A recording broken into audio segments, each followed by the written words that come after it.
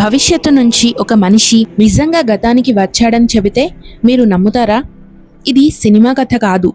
Internet చరిత్రలో అత్యంత రహస్యమైన టైం ట్రావెల్ కథల్లో ఇది ఒకటి. ఒక వ్యక్తి తనను భవిష్యత్తు నుంచి వచ్చిన టైం ట్రావెలర్ అని ప్రకటించుకున్నాడు. అతను చెప్పిన విషయాలు ప్రపంచవ్యాప్తంగా లక్షల మందిని ఆశ్చర్యపరిచాయి.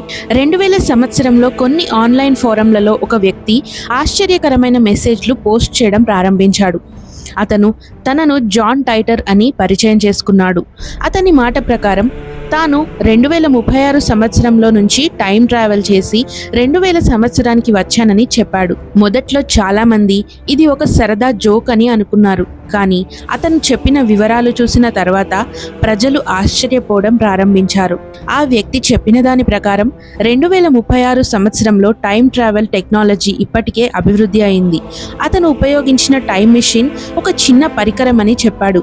అది ఒక ప్రత్యేకమైన గ్రావిటీ సిస్టంతో పనిచేస్తుందని కూడా చెప్పాడు. అతను కొన్ని డయాగ్రామ్లు కూడా ఇంటర్నెట్లో పోస్ట్ చేశాడు. ఈ డయాగ్రామ్లు చూసినప్పుడు కొంతమంది ఇది నిజమే కావచ్చు అని కూడా అనుకున్నారు. అతని కథ ప్రకారం తాను 1975 సంవత్సరానికి వెళ్ళి ఒక ప్రత్యేకమైన కంప్యూటర్ను తీసుకురావడానికి పంపబడ్డాడని చెప్పాడు. ఆ కంప్యూటర్ భవిష్యత్తులో చాలా ముఖ్యమైన సమస్యను పరిష్కరించగలదని కూడా అతను చెప్పాడు.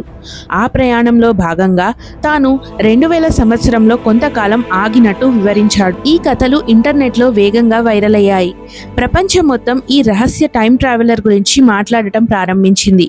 కానీ 2001 సంవత్సరంలో ఒక్కసారిగా ఆ వ్యక్తి పూర్తిగా మాయమయ్యాడు.